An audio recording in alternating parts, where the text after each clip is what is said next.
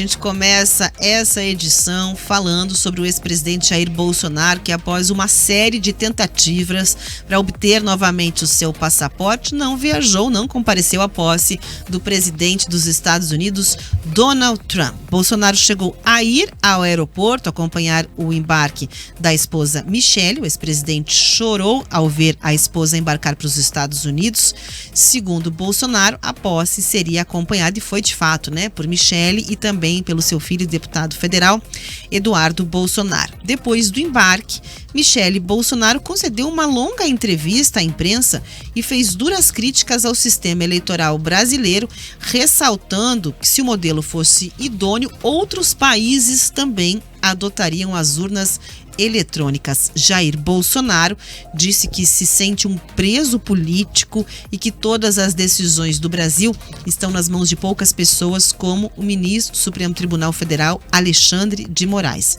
Vamos acompanhar agora o momento em que o ex-presidente Jair Bolsonaro afirma que foi um convidado excepcional por parte de Donald Trump e que está chateado por não poder ir aos Estados Unidos. Camila, daqui a pouquinho a gente vai trazer o trecho, mas vale dizer o seguinte, Há uma disputa em andamento dentro de projetos políticos no Brasil e até a posse de Donald Trump veio parar aí nessa conta. Tem a sonora? Agora sim, vamos ouvir o que disse Bolsonaro. Eu fiquei muito feliz quando eu recebi a notícia do convite. Se não me engano, foram 5 chefes de Estado convidados. Eu não sou chefe de Estado. E foi um convidado excepcional por parte do Trump e sua comitiva. E, obviamente, todos sabem que o meu filho Eduardo tem um excelente relacionamento com ele. O mundo todo, podemos dizer assim, esteve com ele por ocasião da apuração das eleições. E fiquei muito feliz. Até porque não é o Jair Bolsonaro. Eu represento no mínimo 58 milhões de pessoas no Brasil. Hoje tenho certeza que muito mais do que isso. E represento a direita, os conservadores, sendo prêmio de honra do maior partido político do Brasil. E que, obviamente, seria muito bom minha ida lá. O presidente Trump gostaria muito. Tanto é que ele me convidou. Estou chateado. Estou abalado ainda, mas eu enfrento uma enorme perseguição política por parte de uma pessoa. Essa pessoa decide a vida de milhões de pessoas no Brasil. Ele e mais ninguém. Ele é o dono do processo, ele é o dono de tudo. Quando quer, ignora o Ministério Público, faz o que bem entende e tem um compromisso. Você viu o discurso dele? Alguém do Supremo não era para discursar aqui. O objetivo é eliminar a direita do Brasil. Eles veem a direita como um mal aqui no Brasil. E a cereja do bolo sou eu. Eu não tenho a mínima preocupação com as acusações. Agora, eu posso ficar tranquilo no tocante a quem vai fazer o relatório, a quem vai me acusar, tendo visto o seu comportamento até o presente momento. O que podemos esperar da justiça brasileira? O objetivo é eliminar a direita do Brasil. Eu represento a direita no Brasil. Lamentavelmente, não pude comparecer nesse evento dos Estados Unidos sem ter uma condenação sequer. A imprensa do mundo todo vem noticiando isso aí. Não vão nos vencer por narrativas. Em outro trecho da entrevista, Jair Bolsonaro diz que torce para que o país dê certo, mas que isso é quase impossível com um bebum, dirigindo o carro em referência ao presidente Lula. O ex-presidente também diz que vai processar o ministro da Fazenda, Fernando Haddad, por acusações de enriquecimento ilícito. Vamos acompanhar. Nós queremos o melhor para o Brasil, torço para dar certo, mas não tem como dar certo. Quando você vê um bebum dirigindo um carro, não tem como dar certo. Um homem que não tem compromisso com a família. Um homem que diz que os maridos amam mais as amantes do que as esposas. Eu estou triste com a partida da minha esposa. Eu a amo.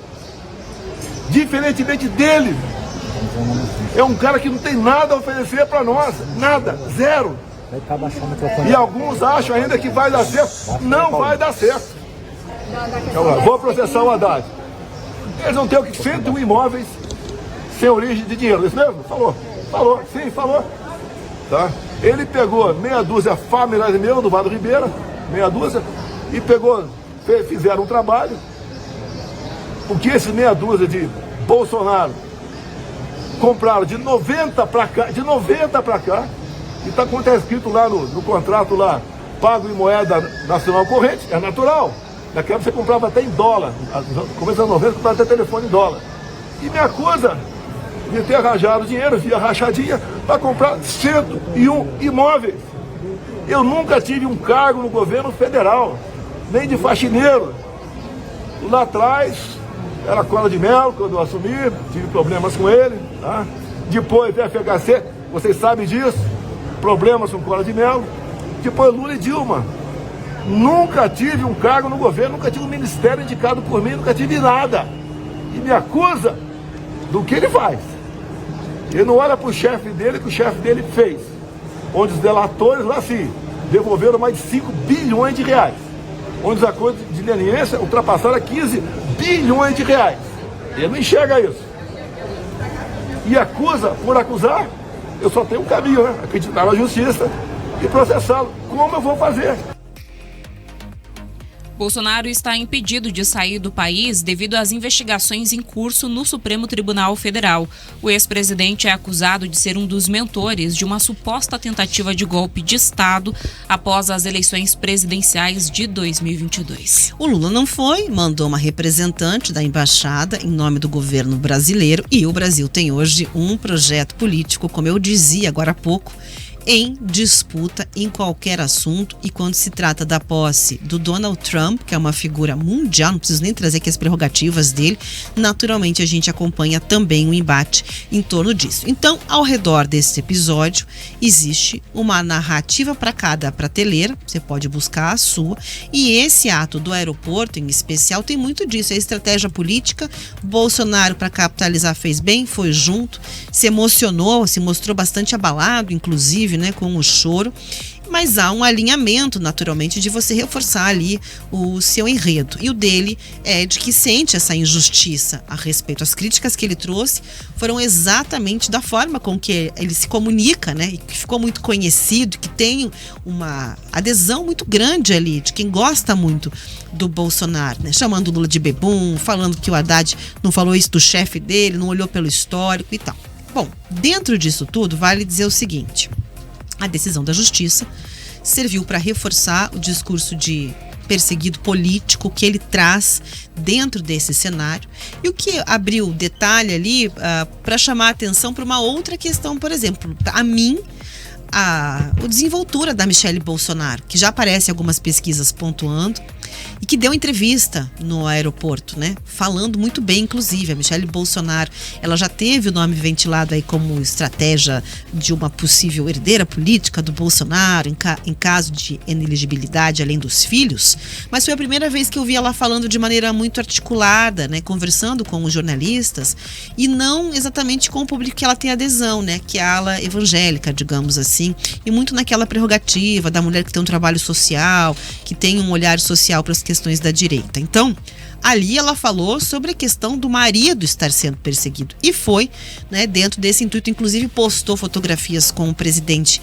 da Argentina, Milei, já postou nos seus stories também mensagens, né? Que Deus abençoe o presidente Trump com sabedoria, amor, discernimento, algo nessa linha. Viva a América, com fotografias lá acompanhando. Mas o próprio ex-presidente Jair Bolsonaro, né, diante dessa crescente que teve, de que ela seria uma das herdeiras políticas dele, assim, digamos, nesse sentido, e com esse episódio favorecendo, já disse: opa, não, é o meu filho, o Eduardo Bolsonaro, que está representando. Ela, aspas, não trata desses assuntos por lá. Quem fala inglês, quem está tendo desenvoltura, inclusive com o árabe, é o próprio Eduardo. A família Bolsonaro, independente, está por lá, né? E vale dizer que não só a Michelle Bolsonaro, mas toda a família e o clã Bolsonaro capitalizam, sim, muito politicamente em relação a isso. Basta dizer que, por exemplo, a comitiva que participa lá de 20 e 21 nomes de políticos brasileiros, ela é uma lista dos principais nomes que você conhece com atuação na direita dentro do Congresso, né? Então, todos os nomes estão presentes. O Bolsonaro, pelas redes sociais, ao longo dessa segunda-feira, foi trazendo atualizações, pontuações sobre as impressões dele, deixando até um abraço virtual lá pro Donald Trump, mas tem uma série de sinalizações importantes. Indo ou não, né, a posse de Donald Trump nos Estados Unidos dá sim muito fôlego político à direita. A gente sabe que o mundo vive em ondas que vão ali se revezando. Primeiro nós tivemos ali a direita muito forte, depois a esquerda acabou recobrando um pouco desse poder político e agora sim é inegável que de fato existe, né, em alguns países a chegada e os Estados Unidos acabam tendo uma relação muito simbólica, principalmente para a direita brasileira. Tem gente que fala, uma coisa não tem nada a ver com a outra, né? Os Estados Unidos têm um sistema muito diferente, mas existe uma identificação entre o Trump e o Bolsonaro de maneira individual, isso é inegável, e muitos movimentos feitos nos Estados Unidos, o Bolsonaro também simpatizou, elogiou e quanto pôde fez a sua adaptação aqui para o Brasil. Então, segue essa segunda-feira de movimentação mundial política com a direita do Brasil, sim, né, marcando presença por lá, e resta saber agora como é que vai ficar a relação diplomática, e estou falando em termos de gestão governamental, entre Estados Unidos e Brasil para o campo da política e principalmente da economia, Camila. Que é o que todos nós mais queremos saber nesse momento. E é muito simbólico, Rafa, que apesar de Lula falar publicamente, como se espera, de que ele espera uma relação pacífica, boa com os Estados Unidos, como o Brasil sempre teve, até porque a gente está falando de um dos principais parceiros comerciais. Na prática, o que acontece é que ele não vai pessoalmente até os Estados Unidos e é representado ali pelos diplomatas, né? E a gente bem sabe o que significa um chefe de Estado ser representado por diplomatas. É justamente quando não há essa boa relação que você envia representantes. Foi o que aconteceu, por exemplo, agora na Venezuela. Por conta dessa ruptura, desse desentendimento de Lula com Maduro, quem foi lá representar o país não foi o presidente, e sim um diplomata. Isso significa que o país está ali cumprindo o protocolo, mas que não há um alinhamento. E no final das contas, a gente sabe muito bem que não existe, justamente por conta dessa diferença ideológica entre o governo de Lula e o governo de Trump, diferente do que era com Biden. E quem representou o país oficialmente, a gente pode dizer assim, Rafa, entre aspas, né, foi o clã Bolsonaro, como você bem destacou. E é muito simbólico. E até esse resgate de nós falarmos sobre essas ondas de esquerda e direita é bastante relevante nesse momento, porque é importante também destacarmos, olhando para a realidade dos Estados Unidos, o papel das Big Techs, que historicamente tiveram um perfil mais progressista, as empresas do Vale do Silício, e hoje a gente vê esse alinhamento total com esse novo mandato, com essa nova gestão Trump. Então a tendência é que, de fato, isso que ocorre hoje nos Estados Unidos também reflita-se em outros países, especialmente aqui na América do Sul. A gente já está vendo isso, por exemplo, com a eleição de Milei, e a tendência é que outros países também façam aí essa curva, esse direcionamento mais à direita, até mesmo com a força, com o papel, né, das redes sociais, do X, agora também das redes sociais vinculadas à Meta, Facebook e Instagram. A gente vai ter que entender como isso vai acontecer daqui em diante, mas há essa tendência, isso é inegável. Você falou bastante, Rafa, sobre o papel da Michelle Bolsonaro, que estava oficialmente representando o Jair Bolsonaro, mas também é importante destacar aqui o papel do Eduardo Bolsonaro, que você bem lembrou, é quem fala bem inglês, que consegue fazer essa articulação. Hoje o Eduardo Bolsonaro é visto como um dos grandes representantes desse movimento de direita no mundo. E o Steve Bannon, que é um ex-assessor do Donald Trump, num evento lá mais ou menos privado que aconteceu ontem, domingo, reunindo representantes de vários países, colocou Eduardo Bolsonaro como um futuro presidente do Brasil. Então, indicou que ele poderia ser o herdeiro desse capital político do pai, que hoje, a gente lembra, segue inelegível. Então, nesse encontro, ele até cita a situação de outros países como a Alemanha, mas dá muita ênfase ao Brasil e, inclusive, chama o Eduardo Bolsonaro ao palco. Eduardo que cita alguns outros países em situações parecidas, em que Hoje nós temos um governo de esquerda, mas que há essa busca da direita, essa articulação internacional para que haja essa mudança, essa convergência, então, para o que eles acreditam ser o melhor, no caso, a ideologia que eles defendem, a ideologia de direita. É um movimento, sem dúvidas, que começa com Trump, mas que a gente vai ver refletido em outros países. Mas precisamos aguardar agora as cenas dos próximos capítulos, Rafa.